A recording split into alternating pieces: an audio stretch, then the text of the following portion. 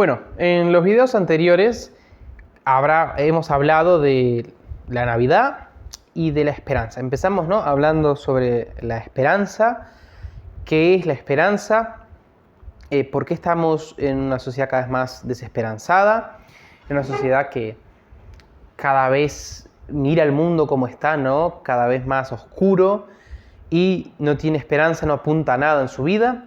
Y en el segundo video de la Navidad vimos el significado simbólico de la Navidad, qué es lo que ocurre, qué es lo que festejamos, cuál es el hecho histórico y cómo eso nos da esperanza. Pero dejé en ese video una pregunta al final sobre cómo aplicamos esa esperanza a nuestra vida a un nivel bien práctico y qué tiene que ver eso con el misterio de la Epifanía, o dicho de otro modo, de Reyes, que es lo que se festeja el 6 de enero. En algunos lugares se corre, ¿no?, para el siguiente domingo, o en algunos lugares ni siquiera la gente lo festeja. Bien, entonces, ¿cuál es el misterio de los Reyes? Bien, primero tenemos que entender que el nombre de la celebración católica en realidad es Epifanía del Señor. Bien, en Reyes se festeja la Epifanía. Epifanía es la manifestación, que también es lo que se festeja en Navidad. En Navidad lo que festejamos es la manifestación. Dios se manifiesta a los hombres, se revela, se hace hombre para mostrarnos un camino de salvación, como dijimos, de evitar, de poder corregirnos y hacer el bien, evitar el mal, de poder tener esperanza en una felicidad eterna, que es lo que dijimos en el primer día de la esperanza, que es lo que todos deseamos, y para mostrarnos el camino a eso. Pero Él se tiene que manifestar. Entonces el misterio acá está de que Dios se tiene que manifestar. Por eso son tres misterios que se festejan en un solo día. El misterio de los Reyes Magos, que es que Dios nace, y los Reyes Magos, que son los sabios de la época, van hacia Él y le ofrecen, ¿no?, oro, incienso, mirra, y lo descubren. Las bodas de Caná, que es cuando hay una boda, ¿no? Habrás leído, si no leíste en el Evangelio, aunque no creas, te va a hacer bien. Donde, ¿no?, hay un matrimonio que se casó, festejan varios días, se termina el vino y Cristo transforma el agua en vino, se manifiesta ahí su poder milagroso. Y en el bautismo del Jordán, cuando empieza el ministerio público de Jesús, dejándose bautizar por Juan el Bautista. Ahí es donde empieza realmente su ministerio público. Antes él tenía su vida privada, de la que se tienen poquísimos registros, pero a partir de ahí empieza su vida pública, de donde hay registros. Bien. Entonces, en síntesis, la síntesis de todo eso es la revelación. El ser humano, con la tradición incluso filosófica, Aristóteles, Platón, etc., ha intentado buscar la sabiduría, el sentido último de la vida, ha intentado ser feliz, ha intentado entender cuál es su papel en este mundo, pero sin que la verdad misma se manifiesta en nosotros, es imposible. Dios se tuvo que manifestar. Entonces, ¿por qué Dios se tuvo que revelar? Porque nosotros somos incapaces de alcanzar la verdad del sentido de la vida, por ejemplo, como decíamos, ¿no? O sea, yo no puedo conocer el sentido de la vida, puedo empezar a deducir, decir, ok, es ser feliz, pero ¿cómo lo aplico, cómo lo llevo en práctica, etcétera? Entonces Dios se tuvo que revelar. Ok, pero ¿qué es lo que reveló? Es lo que veníamos a decir en este video, ¿no?, del sentido práctico.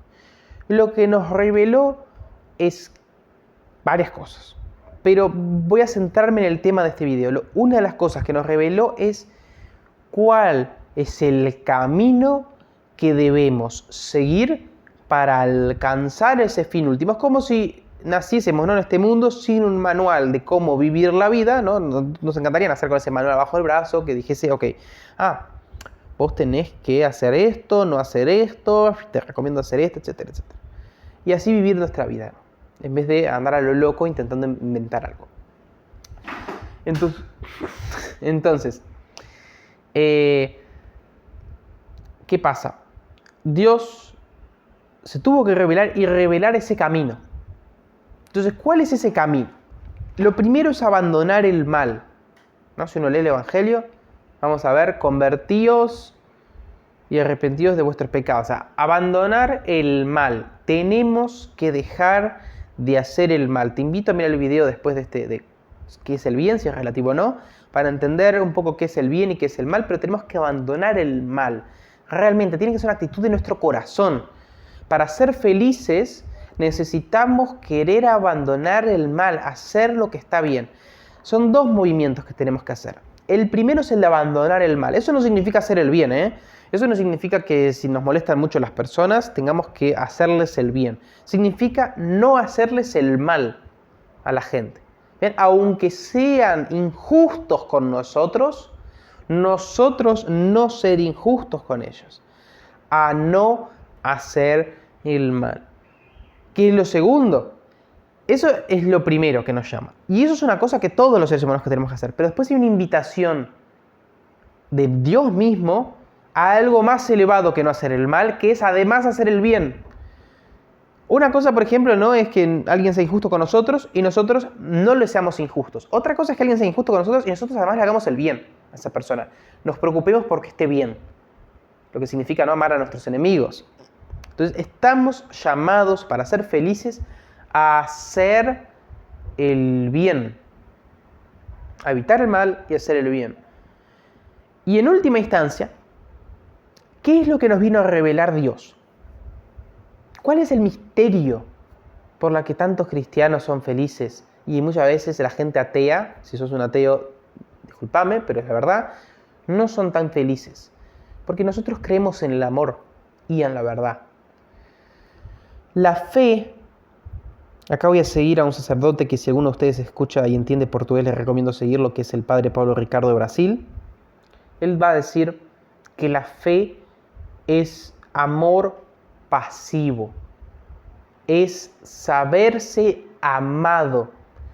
Yo tengo fe, en el fondo es saber que Dios me ama, que hay un creador que me creó a mí mismo y que me ama. Porque uno necesita fe incluso para creer que otra persona lo ama. ¿Se entiende? Yo necesito fe para saber que mi mamá me ama. No tengo un experimento científico que me va a demostrar que mi mamá me ama. Tanto que ese es el problema que a veces la gente más loca tiene, que es medio paranoica, cree que nadie lo ama, que solo lo están utilizando, que siempre quieren algo en el fondo. Para saberse amado es necesario tener fe. Entonces, nosotros, la revelación es que hay un Dios que nos ama y que tenemos que seguirlo. Para eso tenemos que abandonar el mal y buscar el bien último, que es el amor. Pero el amor no es ese amor sentimental, romántico, moderno que nos van a vender hoy en día. Es el amor de verdad. El amor que implica la corrección. El amor que implica la verdad. El amor que implica desearle el bien al otro. En el fondo podemos pensar que amar está en desearle el bien al otro, amar al prójimo. Independientemente de si es nuestro enemigo o no. Desearle el bien, lo que le hace bien. Entonces, ¿cómo tener esperanza? Resumen.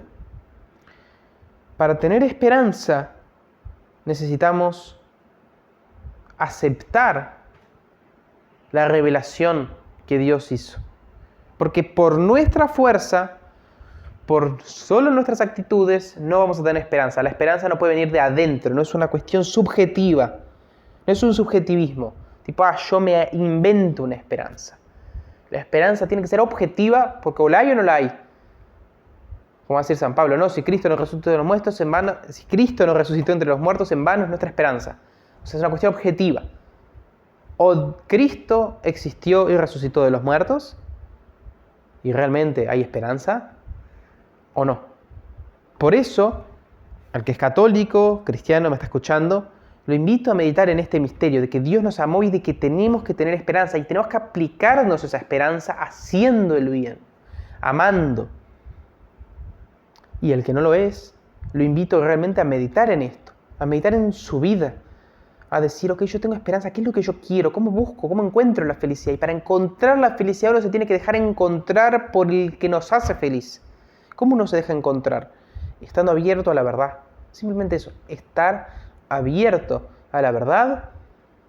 Y en última instancia, como siempre digo, si uno no cree en Dios, pero por agnóstico, realmente por una cuestión de honestidad intelectual, preguntarle, pedirle que se manifieste. Entonces, en esta fiesta de la manifestación, de Reyes, te quiero invitar a que le pidas a Dios, si no crees, que se manifieste en tu vida y te muestre ese camino que te va a llenar de esperanza. Que Dios te bendiga. Chao, chao.